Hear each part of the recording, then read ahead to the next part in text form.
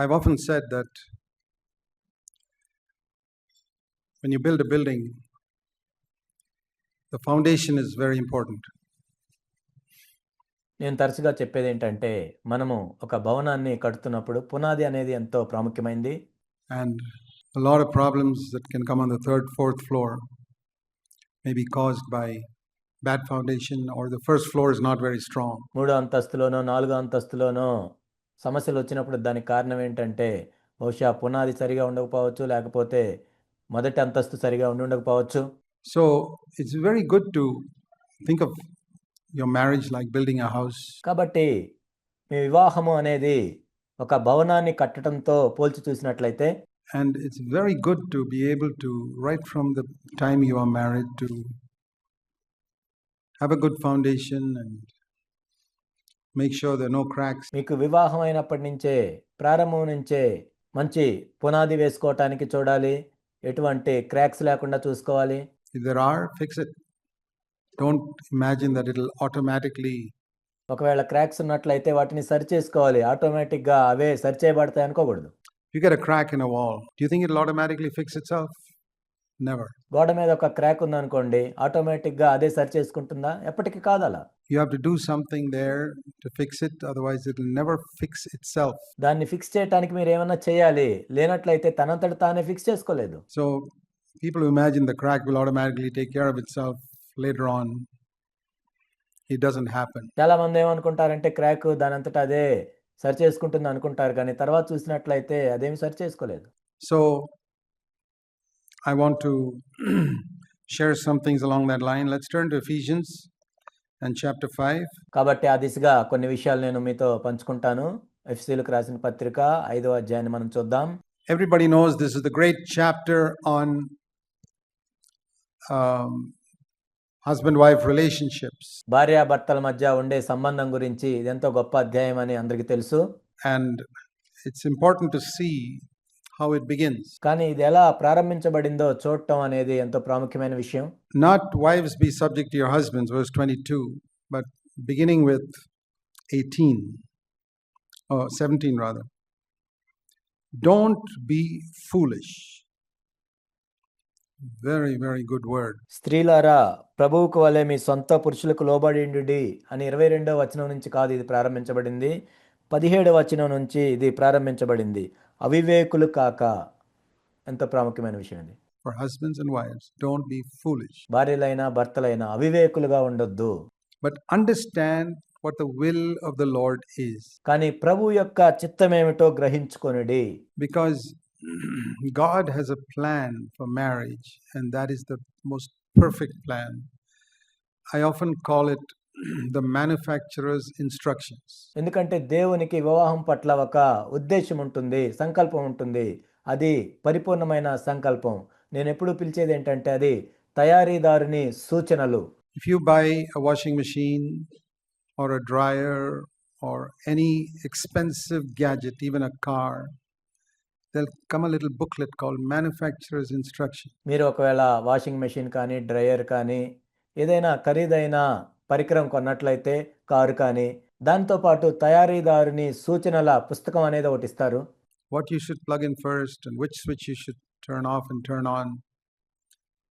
Even using a computer, if you run a program, it tells you how to do it. కాబట్టి మీరు దేన్ని మొట్టమొదట plug in చేయాలి, ఏ switch on చేయాలి, ఏది స్విచ్ ఆఫ్ చేయాలి. మీరు ఒకవేళ కంప్యూటర్ కొన్నా కానీ ప్రోగ్రామ్ అనేది ఎలా రన్ చేయాలి, ఒకదాని తర్వాత ఒకటి ఉంటుంది. Do you believe that your marriage is more important than any electronic gadget you buy, even if the electronic gadgets cost 30,000-40,000 rupees? మీరు కొనే ఏ ఎలక్ట్రానిక్ పరికరం కంటే కూడా 30,000-40,000 విలువ కలిగిన ఏ పరికరం కంటే కూడా వివాహం అనేది విలువైందని మీరు గ్రహించారా? Your marriage is more important than all that. నీ వివాహం అనేది వాటన్నిటికంటే కూడా ఎంతో ప్రాముఖ్యమైనది. And do you believe Almighty God would have left us without any instructions? He has given us instructions. సర్వశక్తిమంతుడైన దేవుడు ఎటువంటి సూచనలు ఇవ్వకుండానే విడిచిపెట్టాడని మీరు అనుకుంటున్నారా? లేదు, ఆయన సూచనలు ఇచ్చాడు. Those instructions are in the Bible. ఆ సూచనలన్నీ కూడా బైబిల్లో ఉన్నాయి. So if you try to run your marriage not according to the Bible, but according to your own bright ideas, or what you call your bright ideas, are not really your bright ideas. ఒకవేళ నీ వివాహాన్ని నువ్వు Bible ప్రకారం కాకుండా ఏదో నీ సొంత తెలివితేటలతో నీకొచ్చిన ఆలోచనలు బట్టి నడిపిస్తున్నావా, లేక నీ సొంత తెలివితేటలో నీకు వచ్చినాయి అన్నది అవి నీ ఆలోచనలు కాదు, They are ideas you have got from others. And I'll tell you where you've got it from. ఆ ఆలోచనలు నువ్వు ఇతరుల వల్ల పొందావు. నువ్వు ఎక్కడి నుంచి పొందావో నేను చెప్తాను.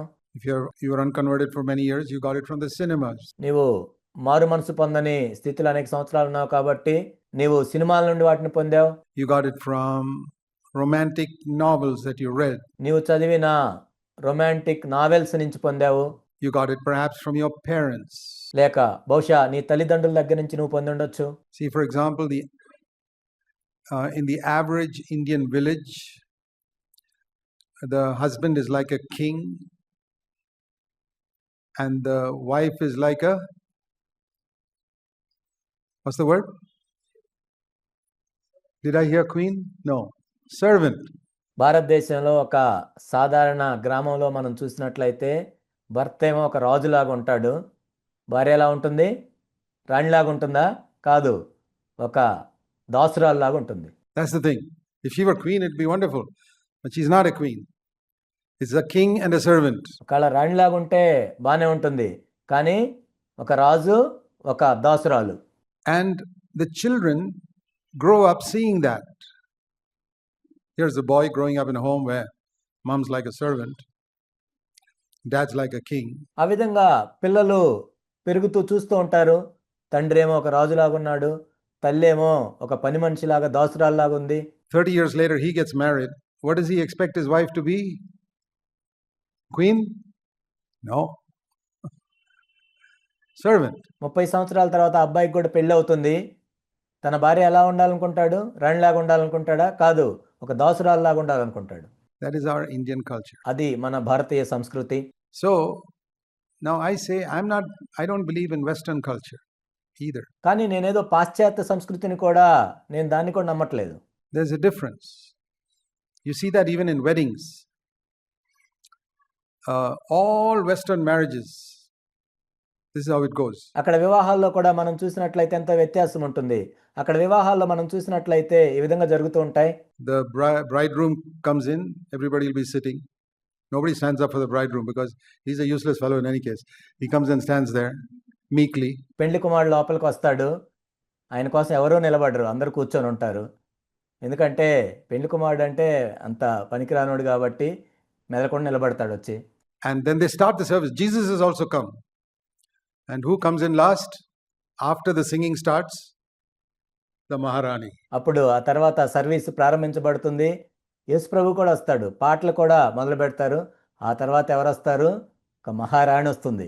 And they sing Here Comes the Bride, they play, and she walks in. That is Western culture. పెళ్లి కుమార్తె వచ్చింది అని వాళ్ళు పాటలు పాడుతూ ఉంటారు, అప్పుడు ఆమె వస్తుంది. అది పాశ్చాత్య సంస్కృతి. Eastern culture, I'm not talking about general Indian, but you see in the villages and all the Hindu marriages, the man comes riding a horse. తూర్పు దేశాల సంస్కృతి మనం చూసినట్లయితే భారతదేశంలో కొన్ని చోట్ల మనం గ్రామాల్లో చూస్తూ ఉంటాం. పెళ్లి కుమారుడు ఒక గుర్రం మీద వస్తాడు. You think there's a horse for the wife? No. She walks beside the horse because she's supposed to be a servant. ఆ గుర్రం మీద పెళ్లి కుమార్తె ఉంటుంది అనుకుంటున్నారా? ఉండదు, ఆమె నడుచుకుంటూ వస్తుంది, ఎందుకంటే ఆమె ఒక సేవకురాలు. So in Western culture, it is the bride who is the most important. పాశ్చాత్య సంస్కృతిలో మనం చూసినట్లయితే పెళ్లి కుమార్తె ఎంతో ప్రాముఖ్యమైనది. In Eastern culture, it is the bridegroom who is most important. ఇక్కడ తూర్పు దేశాల సంస్కృతి మనం చూసినట్లయితే పెళ్లి కుమారుడు ప్రాముఖ్యమైన వాడు. They say, here comes the bridegroom. There they say, here comes the bride. In a Christian marriage, we say, here comes the Lord. ఇక్కడేమో పెళ్లి కుమారుడు వచ్చాడు అని అంటారు, అక్కడేమో పెళ్లి కుమార్తె వచ్చింది అంటారు. కానీ క్రైస్తవ సంస్కృతిలో అయితే ప్రభు వచ్చాడు అని అనాలి. He is most important. ఆయనే అత్యంత ప్రాముఖ్యమైన వాడు. Even in the way they, get married, how is it in Indian culture?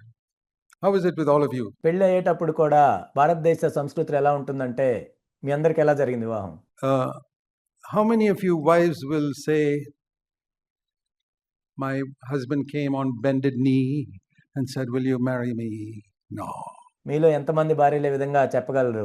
నా భర్త నా దగ్గరకు వచ్చి మోకాళ్ళు వంచి నన్ను పెళ్లి చేసుకుంటావా అని అడిగాడు అని ఎంతమంది చెప్పగలరు? I sat there and She came asking, "Can I marry this man?" Said, "Okay." నేను అక్కడ కూర్చున్నాను. ఆమె వచ్చి నన్ను పెళ్లి చేసుకుంటావా అంటే నేను సరే అన్నాను.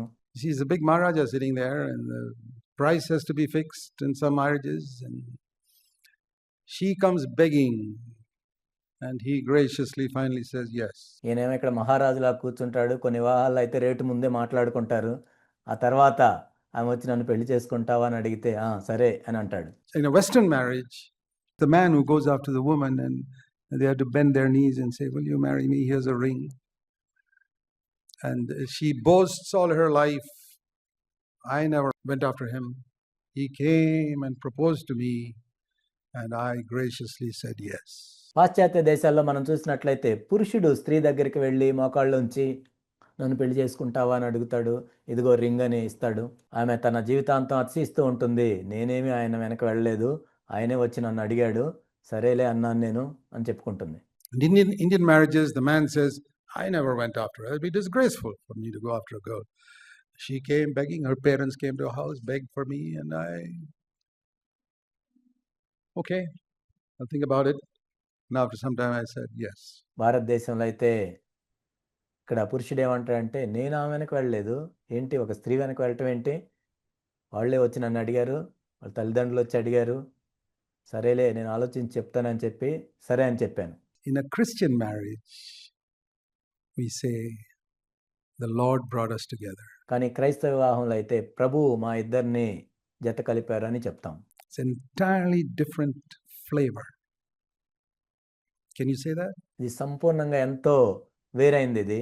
మీరు చెప్పగలరా ఆ విధంగా?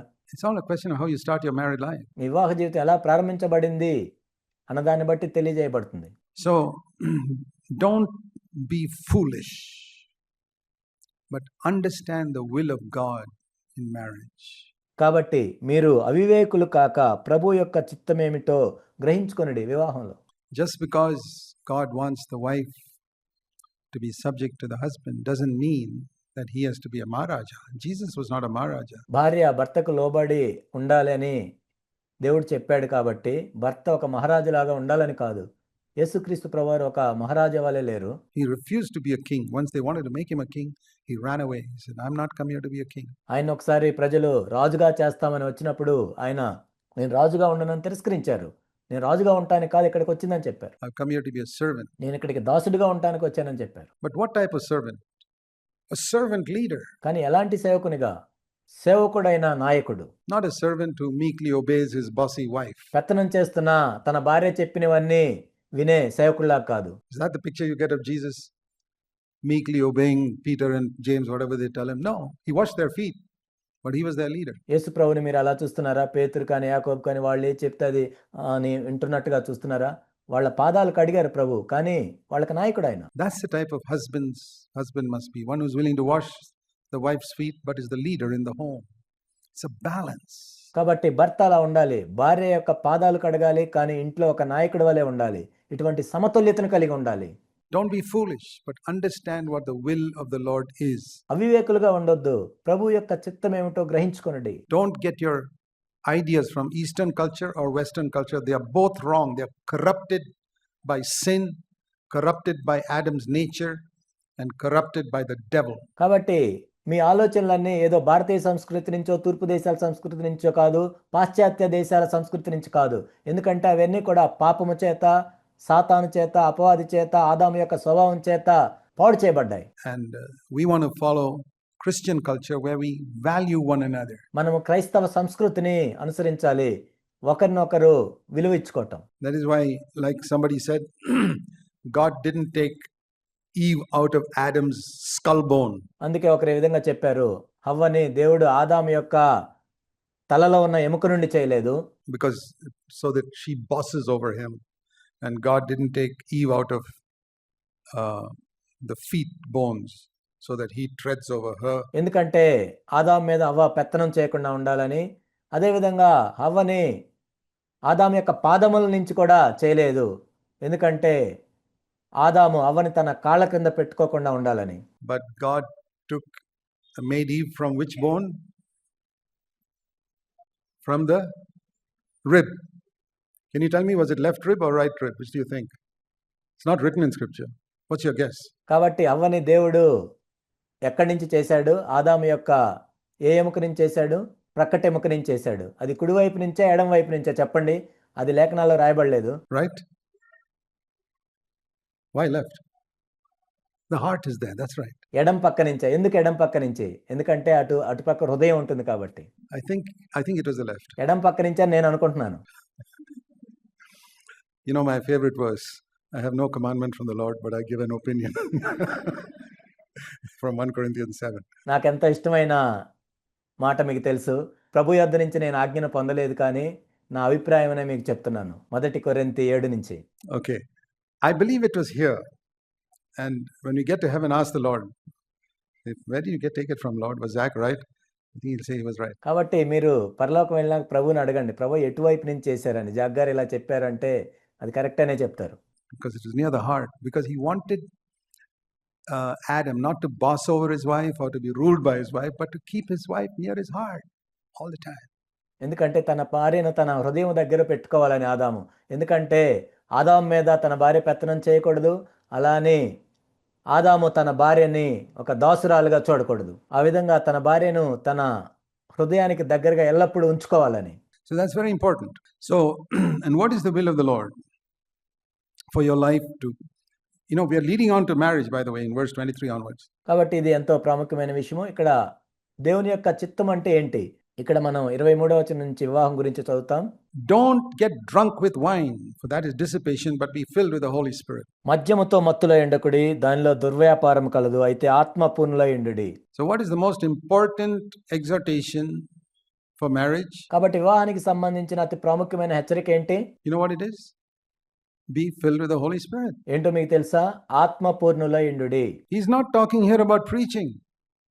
He's talking here about marriage. He's not talking here about speaking in tongues. ఇక్కడ బోధించడం గురించి ఆయన చెప్పటం లేదు, లేక భాషలతో మాట్లాడటం గురించి ఆయన చెప్పటం లేదు, కానీ వివాహం గురించి చెప్తున్నాడు. He's talking about marriage. వివాహం గురించి ఆయన చెప్తున్నాడు. How shall we begin? Don't be foolish. Understand the will of the Lord. Be filled with the Holy Spirit. మనం ఎలా ఆరంభించాలి వివాహ జీవితాన్ని? అవివేకులుగా ఉండొద్దు. ప్రభు యొక్క చిత్తాన్ని గ్రహించుకొనుడి, ఆత్మపూర్ణులై ఉండుడి. And I believe the fundamental reason why there are so many problems in married life, despite all the counseling sessions, వివాహ జీవితంలో ఎన్ని కౌన్సిలింగ్ సెషన్లు అయిపోయిన తర్వాత కూడా అనేక సమస్యలు ఎందుకున్నాయంటే దానికి ప్రాథమికమైన కారణం ఏంటంటే, despite all the teaching of psychology, is because they are not filled with the Holy Spirit. మనస్తత్వ శాస్త్రానికి సంబంధించి ఎన్ని బోధనలు వాళ్ళు విన్నా కానీ ఎందుకు వివాహాల్లో సమస్యలు ఉంటున్నాయంటే వాళ్ళు ఆత్మతో నింపబడలేదు.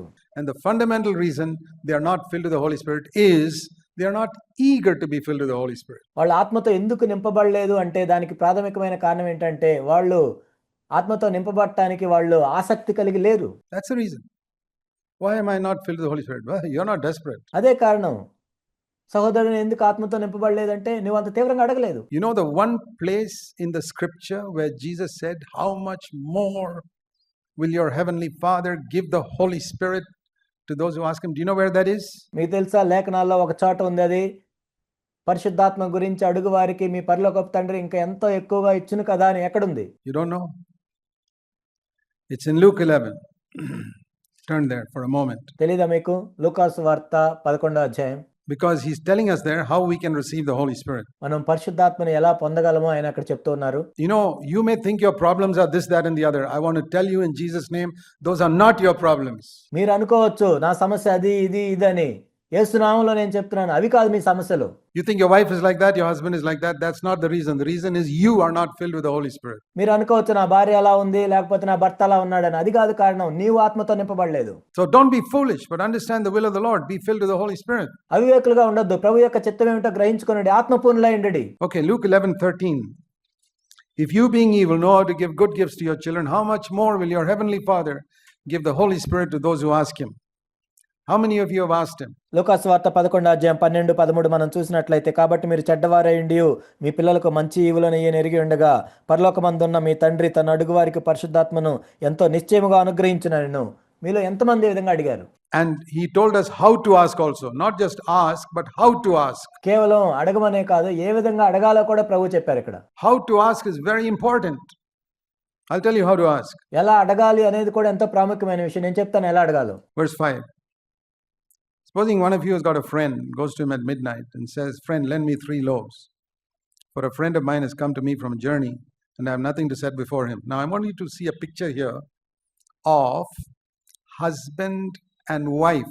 5వ వచనంలో మనం చూసినట్లయితే, మీలో ఎవరికైనా ఒక స్నేహితుడు ఉండగా అతడు అర్ధరాత్రి వేళ ఆ స్నేహితుని వద్దకు వెళ్ళి, "స్నేహితుడా, నాకు 3 రొట్టెలు బదులిమ్ము. నా స్నేహితుడు ప్రయాణము చేయుచు మార్గంలో నా యొద్దకు వచ్చి ఉన్నాడు. అతనికి పెట్టుటకు నా యొద్ద ఏమీ లేదని అతనితో చెప్పిన యెడల." ఇక్కడ ఇది భార్యాభర్తల గురించి అని ఒక సాదృశ్య రూపంగా మనం చూద్దాం. Okay? 2 people in a home. Maybe it's the husband who wants to provide 3 loaves to his wife, or the wife wants to provide 3 loaves to the husband. బహుశా ఇక్కడ భర్త భార్యకు 3 రొట్టెలు ఇవ్వాల్సిన అవసరం వచ్చింది, లేక భార్య భర్తకి 3 రొట్టెలు ఇవ్వాల్సిన అవసరం వచ్చింది. The meaning here is, here it's a friend, but I want to take this as a picture of husband and wife. The husband is hungry for something. The wife is hungry for something. I don't mean physical food. ఇక్కడ స్నేహితుడి గురించి రాయబడి ఉంది, కానీ భార్యాభర్తల గురించి మనం చూసినట్లయితే, నీ భర్త ఆకలి కొని ఉన్నాడు, లేక నీ భార్య ఆకలి కొని ఉంది అంటే భౌతిక సంబంధమైన ఆకలి గురించి కాదు. ఇక్కడ Something the husband needs. Something the wife needs. భర్తకి ఏదో అవసరం ఉంది, భార్యకి ఏదో అవసరం ఉంది. And you can be an irresponsible husband or wife, like this friend could have said when his friend came to his house at midnight, "Hey, listen, I don't have any food, just go to bed, man." ఇక్కడ ఈ వ్యక్తి చెప్పినట్లుగా తన స్నేహితుడు వచ్చినప్పుడు, "నా దగ్గర ఏమీ ఆహారం లేదు, మేము పడుకొని ఉన్నాం" అని చెప్పినట్లుగా బాధ్యత లేని ఒక భర్తగా భార్యగానే ఉండొచ్చు. Don't make a fuss over food. The guy is hungry. అక్కడ ఒక వ్యక్తి ఆకలి కొని ఉన్నాడు, కానీ ఈ వ్యక్తి ఏమంటున్నాడంటే, ఎందుకు దాని గురించి అంత సేటుగా అడుగుతావు అంటున్నాడు. Maybe he came from a long journey, hadn't had any food for 3 days, and you send him to bed. Go to sleep. He's dying of hunger. బహుశా అతడు ఎంతో దూరం నుంచి ప్రయాణం చేస్తూ వచ్చాడేమో, 3 రోజుల నుంచి ఏమీ తినలేదేమో, వెళ్ళి పడుకోమని చెప్తూ ఉన్నాడు. అతడు ఆకలితో చనిపోవడానికి సిద్ధంగా ఉన్నాడు. And that's how your wife is, or your husband is. There's a need there which you don't seem to be bothered about. You say, "Yeah, forget it, that's not a big problem." నీ భార్య అలా ఉంది, నీ భర్త అలా ఉన్నాడు, అటువంటి సమస్య వచ్చినప్పుడు అదేం పెద్దది కాదులే, మర్చిపో అని చెప్తున్నాను.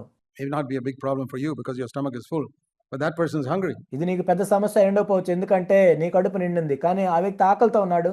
So what does this chap do? See that as a husband or a wife. కానీ అక్కడ ఈ వ్యక్తి ఏం చేశాడు? ఇక్కడ భార్య కానీ భర్త కానీ ఆ విధంగా ఉంటే, Goes to the neighbor, and the neighbor is God, by the way. Should be. It's a picture of God, but here it is a picture of a reluctant neighbor. ఇక్కడ పొరుగువాడు అంటే ఆహారం ఇవ్వటానికి అంత ఇష్టం లేని వ్యక్తిగా ఉన్నాడు, కానీ ఇక్కడ పొరుగువాడు అంటే దేవునితో మనం సాదృశ్య రూపంగా చూస్తూ ఉన్నాం. He knocks and says, "Hey, I want some food. I don't have it." The first thing you need to acknowledge is, I don't have that ability.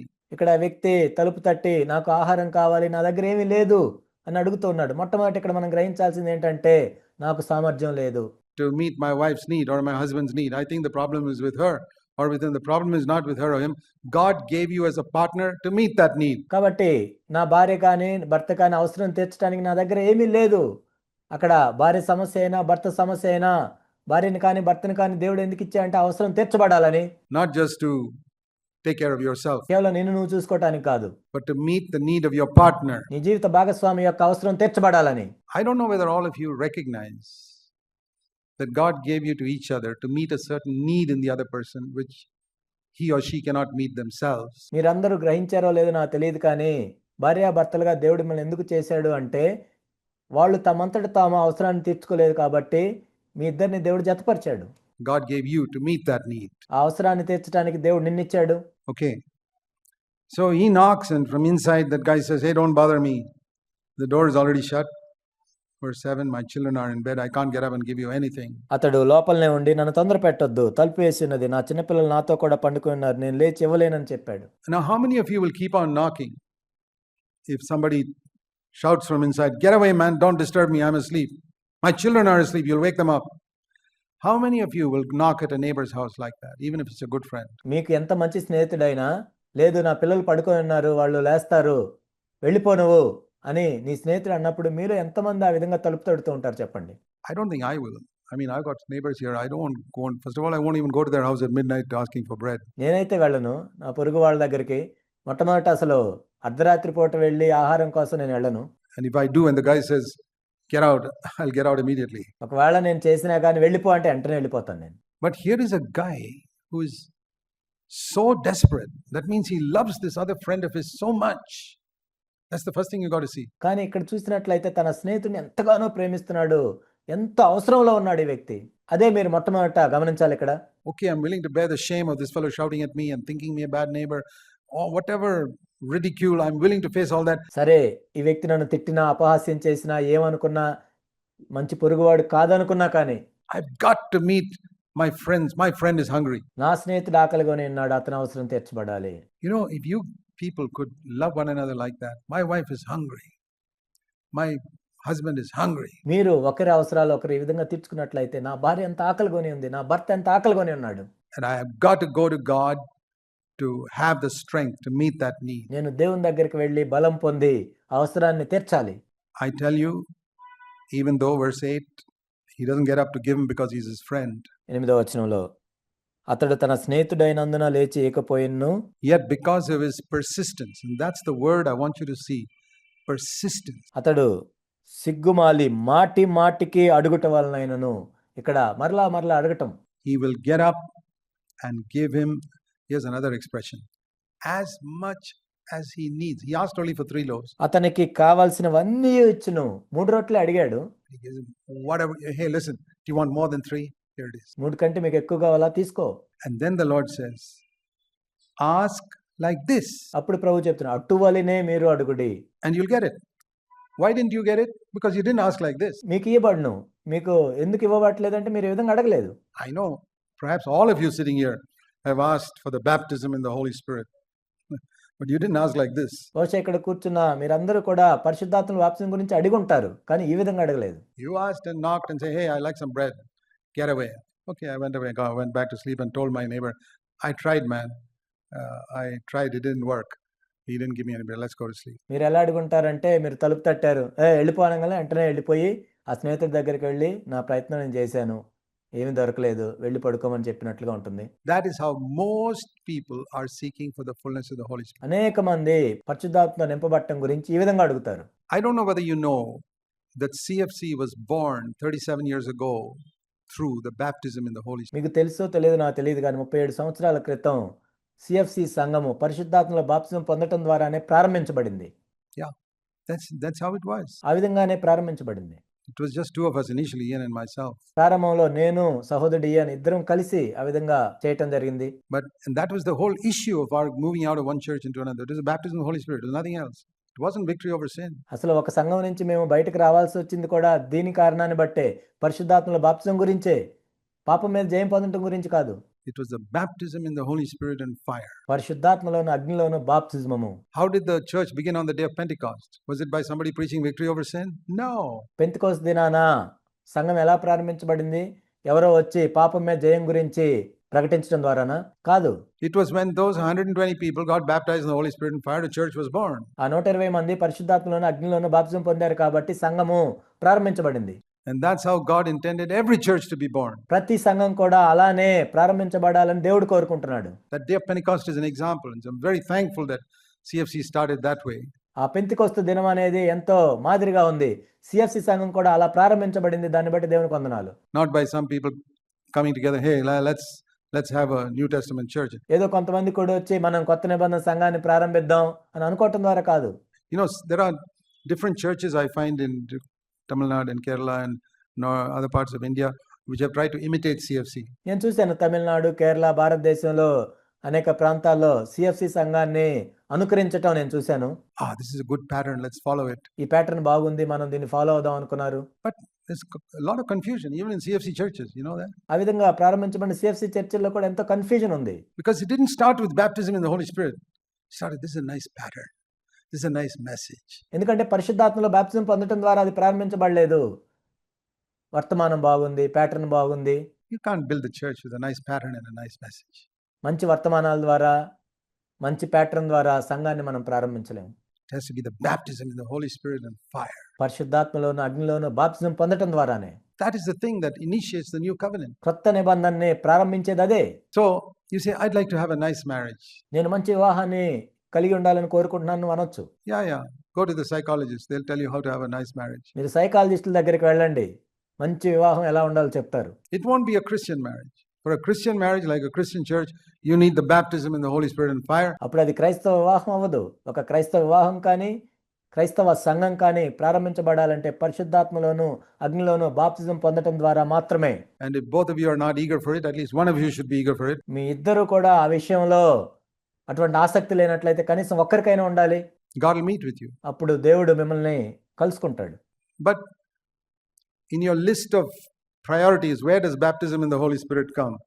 I'm sure it is there, but maybe it's number 25. మీ ప్రాధాన్యతలు చూసినట్లయితే పరిశుద్ధాత్మల బాప్తిజం అనేది ఉంటుంది, కానీ దాని number ఎంత ఉంటుంది? 25 or something like that, because there are 24 other more important things you have to do, such as మిగిలిన ప్రాధాన్యమైనవి ఇంకా 24 విషయాలు ఉంటాయి. అవేంటంటే you got to get a promotion in your job, you need to make a little more money, మీ ఉద్యోగంలో మీకు promotion రావాలి, ఇంకా ఎక్కువ డబ్బులు సంపాదించాలి, and you got to expand your business. మీ వ్యాపారాన్ని విస్తరించాలి. And number 24, you come to baptism in the Holy Spirit. I can tell you, in 100 years, you will not have a spirit-filled marriage. I can give it to you in writing. కానీ 24వ ప్రాధాన్యతలో మాత్రం పరిశుద్ధాత్మలో బాప్తిజం పొందటం అనేది ఉంటుంది. నేను మీకు రాసిస్తాను, 100 సంవత్సరాలైనా కానీ ఆత్మతో నింపబడిన వివాహ జీవితాన్ని మీరు కలిగి ఉండలేరు. అలా అయితే You'll be just one of those nice brothers and sisters, come here and praise Brother Zach and say, what a wonderful brother we have, and sit here and have a useless marriage. కానీ మీరు ఇక్కడికి వచ్చి మంచి సహోదరుడిలాగా సహోదరిలాగా మనకి ఎంత అద్భుతమైన సహోదరుడు ఉన్నాడు, జాగ్ గారు ఉన్నారని పొగుడుకొని మనం వెళ్తాం, కానీ పనికిరాని వివాహ జీవితాన్ని కలిగి ఉంటాం. By useless marriage, I don't mean a marriage that's fighting with each other. ఇక్కడ పనికిరాని వివాహం అంటే ఒకరితో ఒకరు పోట్లాడుకుంటున్నారనే కాదు, A marriage that accomplishes nothing for God. That's what I mean. దేవుని కోసం ఏమీ సాధించలేని వివాహ జీవితం, అదే పనికిరాని జీవితం. Just because you and your wife are very happy and you got plenty of money and you got good children, don't think that's fulfilling God's purpose. నీవు నీ భార్య ఎంతో సంతోషంగా ఉండి మీకు చాలా డబ్బులు ఉన్నాయి, మంచి పిల్లలు ఉన్నారు, దాన్ని బట్టి మీ వివాహ జీవితం బాగుందని అనుకోవద్దు. దేవుని కోసం దేవుని సంకల్పం నెరవేర్చని వివాహ జీవితం అది. Is your marriage accomplishing something for God? నీ వివాహం ద్వారా దేవుని యొక్క సంకల్పం నెరవేర్చబడుతుందా లేదా? God didn't plant churches just for them to be happy together, serve one another and smile at each other. దేవుడు సంఘాలను ఎందుకు ప్రారంభిస్తాడంటే ఏదో ఒకరితో ఒకరు నవ్వుకోవటం, ఒకరినొకరు సేవించుకోవటం, సంతోషంగా ఉండటం, దాని గురించే కాదు. And have good food and bring up good children. No, sir. మంచి ఆహారం తినటం, పిల్లల్ని బాగా పెంచటం లేదండి, అది కాదు. He wanted a house that accomplishes something for God. దేవుని కోసం దేవుని సంకల్పం నెరవేర్చే గృహం ఉండాలని. And your house will not accomplish something for God if you're not filled with the Holy Spirit. నీవు పరిశుద్ధాత్మతో నింపబడినట్లయితే నీ గృహములో దేవుని యొక్క సంకల్పం నెరవేర్చబడదు. Even Jesus Christ did not go out for his ministry without first being filled with the Holy Spirit. యేసుక్రీస్తు ప్రభువు కూడా పరిశుద్ధాత్మతో నింపబడకుండా ఆయన పరిచర్యకు వెళ్ళలేదు. How dare you go out try to build a house without seeking to be filled with the Holy Spirit? పరిశుద్ధాత్మతో నింపబడకుండా నీ గృహాన్ని నిర్మించుకోవాలని నువ్వు ఎంత ధైర్యంగా అనుకుంటున్నావు? Jesus is your example. యేసుక్రీస్తు ప్రభువారే మీకు మాదిరిగా ఉన్నారు. As soon as he stepped out, Jesus stepping out of Nazareth, getting baptized, is a picture of a single man stepping out of his house and getting married. యేసుక్రీస్తు ప్రభువారు నజరేతు నుండి బయటకు వచ్చి బాప్తిజం తీసుకోవటం అనేది దేనికి సాదృశ్యంగా ఉందంటే ఒక యవనస్తుడు బయటకు వచ్చి వివాహం చేసుకోవటానికి సాదృశ్యంగా ఉంది. In Jesus' case, it was to his father. In your case, it is to your husband or wife. యేసుక్రీస్తు ప్రభువారి విషయంలో అయితే తన తండ్రితో, నీ విషయంలో అయితే భర్తనో భార్యను వివాహం చేసుకోవటం. Single girl stepping out of the old home. It says Jesus moved from Nazareth to Capernaum and set up his own home there. యేసుక్రీస్తు ప్రభువారు నజరేతు నుండి బయటకు వచ్చి కపెర్నహూములో తన సొంత ఇంటిని ప్రారంభించారు. It's a picture of marriage. That's why immediately after he tells his mother, అది వివాహానికి సాదృశ్యం. అందుకే వెంటనే ఆయన తన తల్లితో ఈ విధంగా అన్నారు, what have I got to do with you? Because the Bible says a man must leave father and mother and cleave to his. That's the first time Jesus said it. అమ్మా నాతో నీకేమి పని అని చెప్పారు. ఎందుకంటే పురుషుడు తన తండ్రిని తల్లిని విడిచిపెట్టి తన భార్యను హత్తుకొన్నానుంది. అందుకే యేసుక్రీస్తు ప్రభువారు మొట్టమొదటిసారిగా ఆ విధంగా అక్కడ చెప్పారు.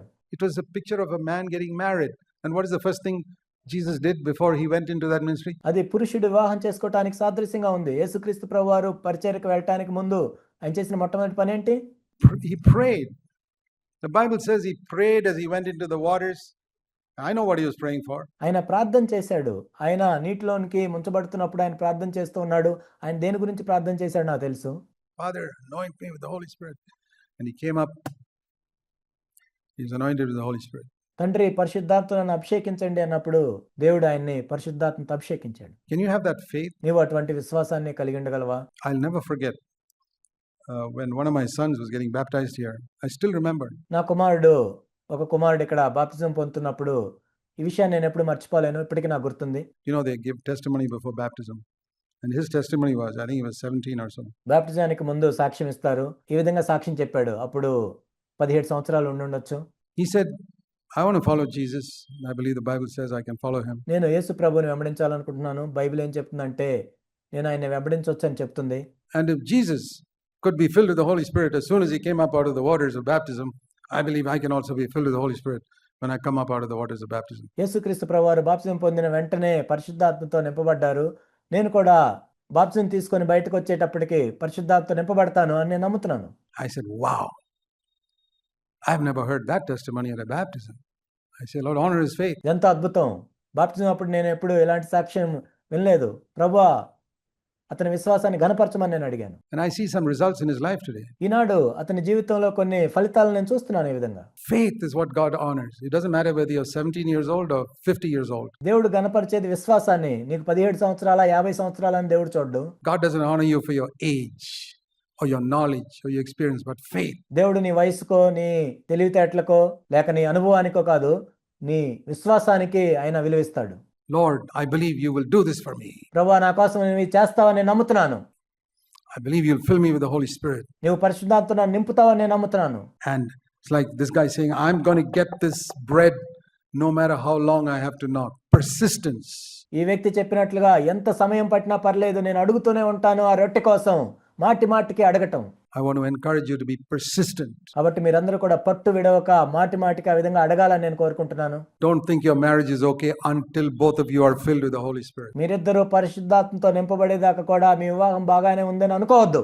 Don't think your marriage is okay. One of the first things that God did for our marriage was మా వివాహంలో దేవుడు చేసిన మొట్టమొదటి విషయం ఏంటంటే God had filled me with the Spirit and filled my wife with the Spirit pretty soon after we were married. మాకు వివాహం అయిన తర్వాత దేవుడు నన్ను ఆత్మతో నింపాడు, నా భార్యని ఆత్మతో నింపాడు. And that's how we started out. ఆ విధంగా మేము ప్రారంభించాం. So I want to encourage you, if there's one thing you seek to be filled with the Holy Spirit.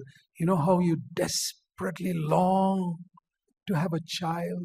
కాబట్టి నేను మిమ్మల్ని ప్రోత్సహించేది ఏంటంటే, మీరు ఒకదాని కోసం ఏదైనా వెతుకుతుంటే పరిశుద్ధాత్మ నింపబడటం గురించి వెతకండి. మీరు బిడ్డని కనాలని ఎంతో కోరిక కలిగి ఉంటారు కదా.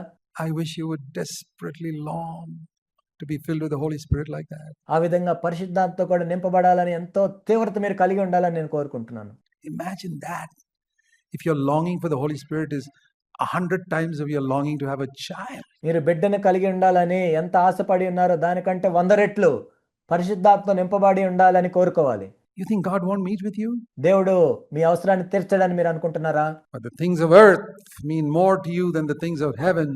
And you say, oh God, give us a heavenly marriage. You won't get one. కానీ పర సంబంధమైన వాటికంటే ఈ భూ సంబంధమైన వాటికి ఎక్కువ మీరు విలువిచ్చి, ప్రభువా మా వివాహాన్ని పరలోక వివాహంలాగా చేయండి అంటే దేవుడు ఏం చేయడు. Because you don't want the things of heaven first. ఎందుకంటే మీకు పర సంబంధమైన విషయాలు మొట్టమొదటిగా అవసరం లేదు.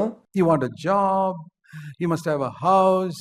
And when you get a house, you must have a refrigerator. మీకు ఉద్యోగం కావాలి, ఇల్లు కావాలి, ఇల్లు ఉన్న తర్వాత అందులో రిఫ్రిజిరేటర్ కావాలి, a washing machine, and you must have this and that, and you pray for this and that, and you get it all. Washing machine కావాలి, మీకు ఇది కావాలి, అది కావాలి, వాటన్నిటి గురించి ప్రార్థన చేశారు, అవన్నీ పొందారు.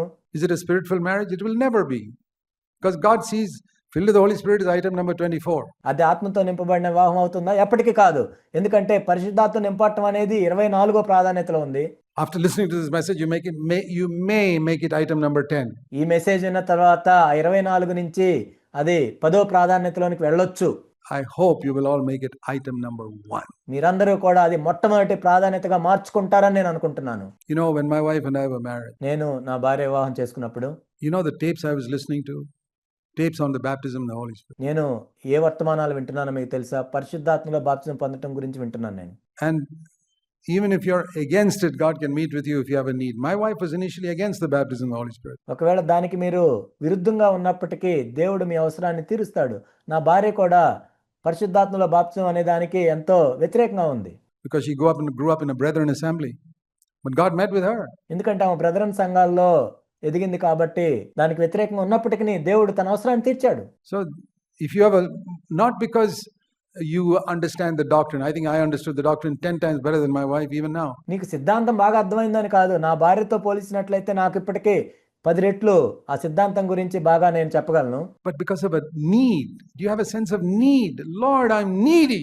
ఎందుకంటే నీకు అవసరం ఉండాలి. ప్రభువా, నేను ఎంత అవసరంలో ఉన్నాను. What is it that drove this man to his neighbor's house? Need. తన పొరుగువాని ఇంటికి వెళ్ళేటట్లు ఈ వ్యక్తిని చేసింది ఏంటి? అవసరం. Oh Lord, I'm desperately needy. I need to be filled with the Holy Spirit. ప్రభువా, నేను ఎంతో అవసరంలో ఉన్నాను. నేను పరిశుద్ధాత్మతో నింపబడాలి ప్రభువా. You know, we can have so much teaching on the techniques of married life and how you should do this and how you should. There are a whole lot of books written on వివాహ జీవితానికి సంబంధించిన టెక్నిక్లు చాలా ఉంటాయి. అనేక మంది పుస్తకాలు కూడా రాశారు. married life and even on bringing up children and all that. పిల్లల్ని పెంచడం గురించి, వివాహంలో సంతోషంగా ఉండటం గురించి చాలా పుస్తకాలు ఉంటాయి. I'll tell you, be filled with the Holy Spirit. నేను చెప్పేది ఏంటంటే పరిశుద్ధాత్మతో నింపబడండి. That is the most important thing, without a doubt. అది ఒక్కటే ఎంతో ప్రాముఖ్యమైన విషయము, ఎటువంటి సందేహం లేదు. So, but you must ask like this, and I tell you, everyone who asks like this, verse 10, will receive. Everyone. Does that include you? కానీ మీరు అడగాలి, ఈ విధంగా అడగాలి. ఇక్కడ 10వ వచనంలో మీరు చూసినట్లయితే అడుగు ప్రతివానికి ఇవ్వబడును. ప్రతివానికి అంటే ఎవరు? మీరు కూడా ఉన్నారు అందులో. Is your name there in verse 10? Can you put your name? ఇక్కడ 10వ వచనంలో మీ పేరు పెట్టుకోగలరా? ఇక్కడ Everyone must include you. If you ask like this, ప్రతివాడు అంటే నీవు కూడా అందులో ఉంటావు. కానీ ఈ విధంగా మీరు అడిగినట్లయితే you will receive. You say, I remember a man tell me, Brother Zach, I prayed for 40 years for the baptism of the Holy Spirit, never got it. ఈ విధంగా వెతికితే మీకు దొరుకుతుంది. ఒక వ్యక్తి నాతో ఈ విధంగా చెప్పాడు, సహోదరుడు జాక్ గారు 40 సంవత్సరాల నుంచి నేను పరిశుద్ధాత్మల బాప్తిసం గురించి అడుగుతున్నాను, నేనేం పొందలేదు అన్నాడు. You mean this guy didn't wait outside that man's door for 40 years? ఈ వ్యక్తి ఆ తలుపు దగ్గర 40 సంవత్సరాలు ఏమీ వేచి ఉండలేదే. He waited there for a few minutes. కొన్ని నిమిషాలు మాత్రమే వేచి ఉన్నాడు. And I say, are you trying to tell me that God is more unrighteous than this man who gave him bread after a few minutes? కొన్ని నిమిషాల తర్వాత రొట్టెలు ఇచ్చిన ఈ వ్యక్తి కంటే కూడా దేవుడు ఎంత అన్యాయస్తుడని నువ్వు అంటున్నావా? And your God didn't give you after 40 years? No, sir. 40 సంవత్సరాల తర్వాత కూడా నీ దేవుడు నీకు ఇవ్వలేదా? కాదు. You didn't ask like this man. That's it. ఈ వ్యక్తి అడిగినట్లు నువ్వు అడగలేదు, అది కారణం. You would once in a while, item number 24 comes up, Lord, please fill me with the Holy Spirit. ఎప్పుడో ఒకసారి నీకు గుర్తొచ్చినప్పుడు ఆ 24వ అంశాన్ని బట్టి ప్రభువా పరిశుద్ధాత్మను నింపండి అని అడిగావు అంతే. And then you move on to other things in life. Well, no wonder ఆ తర్వాత జీవితంలో నువ్వు వేరే విషయాలు చేసుకుంటూ వెళ్ళావు. ఇందులో ఆశ్చర్యం ఏం లేదు. you're not filled with the Holy Spirit, and I can prophesy, you will never be filled with the Holy Spirit. నువ్వు పరిశుద్ధాత్మ నింపబడలేదు అంటావు, ఆశ్చర్యం ఏం లేదు. నేను చెప్తున్నాను, నేను ప్రవచిస్తున్నాను, 100 సంవత్సరాలు అయినా కానీ నీవు పరిశుద్ధాత్మ నింపబడవు. You'll be a nice smiling CFC member, sit here and have an average marriage when you could have had a first class marriage. Nice CFC member లాగా ఉండి మనం నవ్వుతూ ఉండొచ్చు, ఒక యావరేజ్గా మన వివాహ జీవితాన్ని కలిగి ఉండొచ్చు. కానీ నువ్వు ఫస్ట్ క్లాస్ వివాహ జీవితాన్ని కలిగి ఉండే అవకాశం ఉంది. When you have a choice of sending your child to an average school and a first class school, both are available, both same fees, which one will you send your child to? First class school. మీ పిల్లల్ని ఒక స్కూల్కి పంపించాలి, ఒక average school ఉంది, ఒక first class school ఇక్కడ ఉంది, ఒకటే ఫీజు, రెండు అందుబాటులోనే ఉన్నాయి. దేనికి పంపిస్తారు? ఫస్ట్ క్లాస్ స్కూల్కే పంపిస్తారు. Supposing somebody is sick and you have the choice of taking the person to an average hospital and a first class hospital, which one will you send? First class. ఒక వ్యక్తికి జబ్బు చేసింది, ఒక average hospital ఉంది, ఒక first class hospital ఉంది. దేనికి తీసుకెళ్తాం? ఫస్ట్ క్లాస్ హాస్పిటల్కి తీసుకెళ్తాం. But when it comes to having an average marriage and a first class marriage, why are you happy with an average marriage? కానీ ఒక యావరేజ్గా ఉండే వివాహం ఉంది, ఒక ఫస్ట్ క్లాస్గా ఉండే వివాహం ఉంది. మరి ఎందుకు నువ్వు యావరేజ్ వివాహంతో సంతోషంగా ఉన్నావు? Is that less important than school and hospital? School కంటే హాస్పిటల్ కంటే ప్రాధాన్యత లేనిదా వివాహం అంటే? I tell you, our priorities are wrong. నేను చెప్తున్నాను, మన ప్రాధాన్యతలు వేరుగా ఉన్నాయి. Earthly things are much more important for us. మనకి భూ సంబంధమైన విషయాలు ఎంతో ప్రాధాన్యమైనవిగా ఉన్నాయి. And God sees that. దేవుడు చూస్తున్నాడు దాన్ని. Despite all the so-called piety and holiness and religious talk, God sees deep down in your heart and in your mind. మనం పై భక్తి కలిగి ఉండి ఏదో పరిశుద్ధమైన మాటలు మాట్లాడుతూ మతానుసారంగా ఉండే మన మాటలన్నీ మనం చెప్తున్నప్పటికీ నీ హృదయాంతరంగాల్లో ఏముందో దేవుడు చూస్తున్నాడు. Your dreams are about earthly things. భూ సంబంధమైన వాటి గురించి కళ్ళగంటున్నావు నువ్వు. God says you'll get it. Seek and you shall find. You seek for a job, you get it. దేవుడు అంటున్నాడు, నువ్వు వాటిని పొందుతావు, వెతుకుడి మీకు దొరుకును. మీరు ఉద్యోగం గురించి వెతికారు, మీకు ఉద్యోగం దొరికింది. You seek for more money, you get it. ఎక్కువ డబ్బుల గురించి మీరు వెతికారు, ఎక్కువ డబ్బులు దొరికాయి. You want a house of your own, you get it. మీకు సొంత ఇల్లు కావాలనుకున్నారు, దొరికింది. But the most important thing you never sought for, because it's not priority in your life. No wonder you didn't get it. కానీ అత్యంత ప్రాముఖ్యమైన దాన్ని వెతకలేదు కాబట్టి నువ్వు పొందలేదు. అందులో ఆశ్చర్యం లేదు. But seek like this. Everyone who asks like this will get. Everyone who seeks like this will find. And everyone who knocks like this, it will be opened. What are we talking about? Verse 13.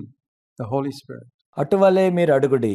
అడుగు ప్రతివానికి ఇయ్యబడును, వెతుకువానికి దొరుకును, తట్టువానికి తీయబడును. ఏం తీయబడుతుంది? ఇక్కడ పరిశుద్ధాత్మ గురించి చెప్పబడింది. This whole parable is about receiving the Holy Spirit power. ఈ ఉపమానం అంతా కూడా పరిశుద్ధాత్మ యొక్క శక్తిని పొందటం గురించి.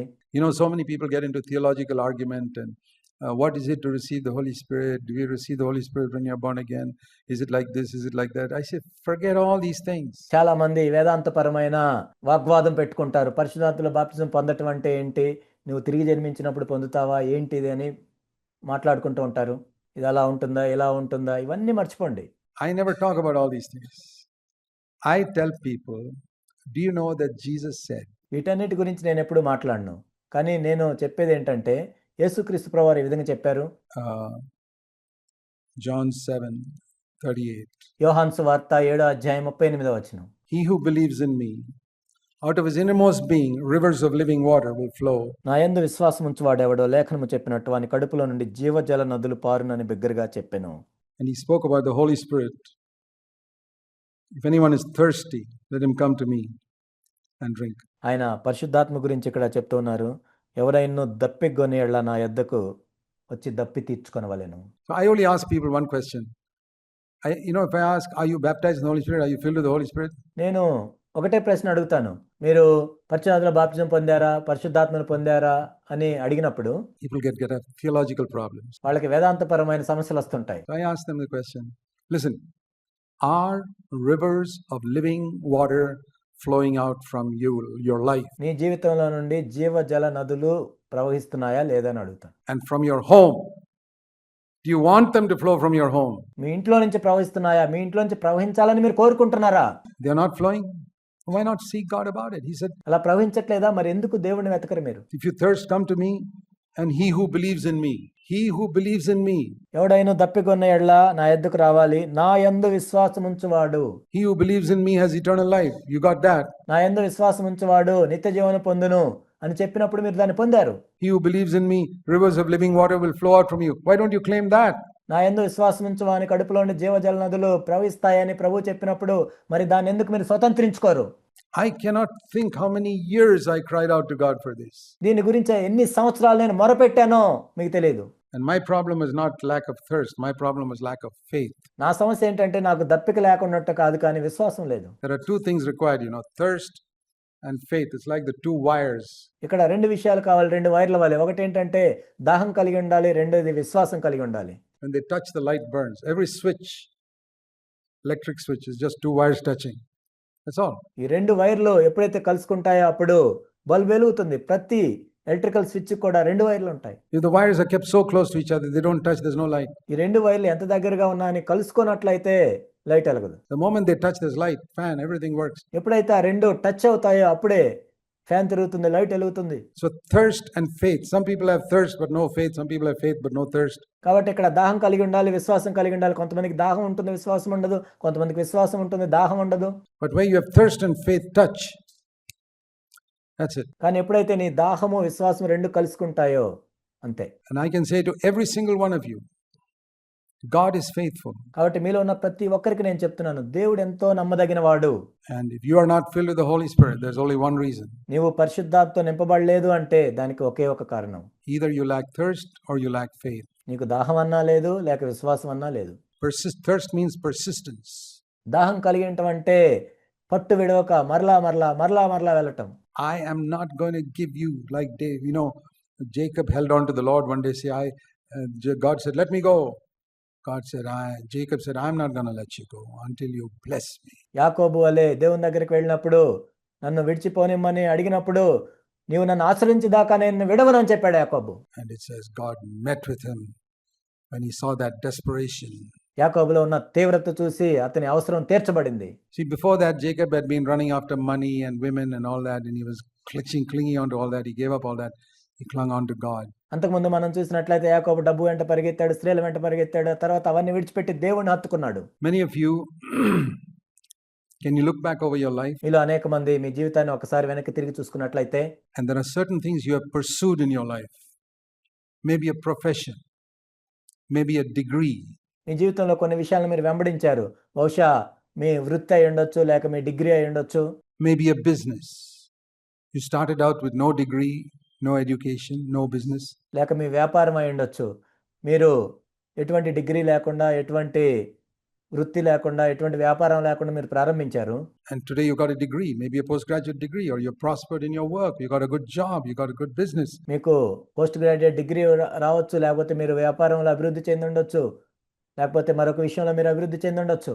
You earned money, some of you built your own houses. Great. మీరు డబ్బులు సంపాదించుకున్నారు, మీలో కొంతమంది సొంత ఇల్లు కట్టుకున్నారు, మంచిది.